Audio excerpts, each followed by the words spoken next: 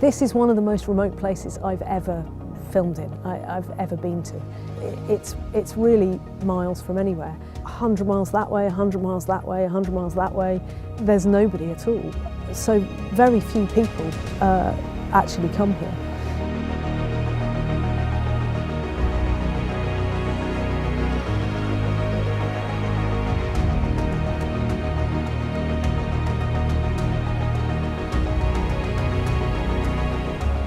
Getting into the colony has been the biggest challenge of this shoot, carrying all of our kit over to the colony.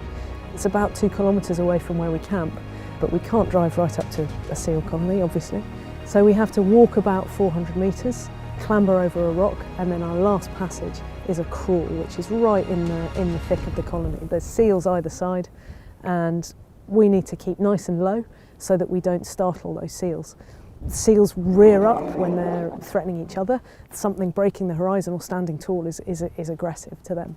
So that means that we've had to crawl hands and knees across. It's only about a 50-metre stretch, and it's across sand. It looks quite benign, but it's not at all benign. It's not sand, it's gravel and bits of seal bone, and it's really fairly unpleasant. The first time we did it, my knee blistered and skinned and was just really very painful. Our delightful camera assistant, Rowan, fashioned me some very good knee pads, which have been a godsend. But yes, it's not been the nicest commute to work. When the wind blows here, it's unreal. It absolutely howls, and it gets kind of channeled between these two big rocks that we have to crawl past. It's like loads of little needles in your hands and any skin that's exposed, and it just really does sandblast you as you're crawling in. It fills your ears, even trying to breathe. You inhale and you get a mouthful of sand, a nose full of sand. Yeah, it's horrible. And the seals and the jackals, they're just dealing with this pretty much every day. That's what life's like here. It was pretty astonishing to watch seals just hanging out on the beach, lying down, with sand whipping right over them, and the jackals coming through. The jackals are small. They're just getting a face full of sand. It must be grim.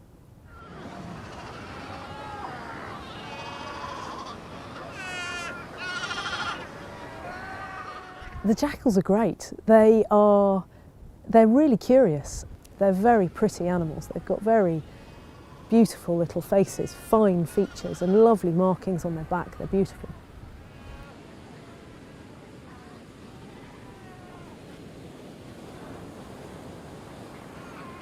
The hyenas are something else. They are probably the most eccentric animal I've ever seen. They wear kind of bonkers striped leggings and a big baggy jumper. They've got a really bohemian look. They're like nothing else. And they are huge. They're so much bigger than the jackals. I think they weigh 10 times as much, something like that. It's really impressive.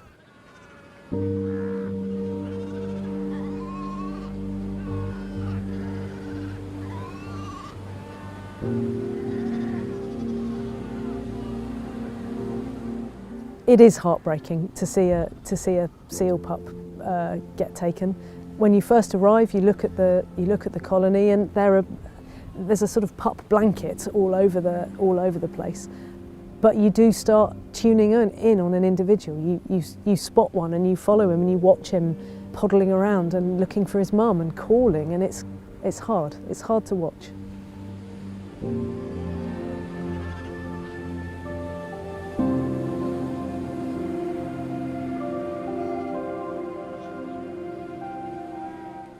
The other day there was a pup down on the beach, and to be honest it looked dead, and there was a jackal prowling around, and it went up to this just bag of bones and gave it a sniff, and nothing happened, and it just left it, just walked away. And as the jackal moved off, and just saw its chest rise up, and it had a little breath in it, and it was alive, and it just either slept through it or held its breath. It's nice to think that it just held its breath while that jackal came up, and then just stuck its head up, looked around, potted off, so followed it, and it went in amongst all the different females. The females, when it's not their mum, the pup's not sure, it tries its luck at anything. The females are barking at it, going, no, go away, you're not having any milk from me. It makes its way around and then goes up to another mum, and you just think, it's going to get shouted at again.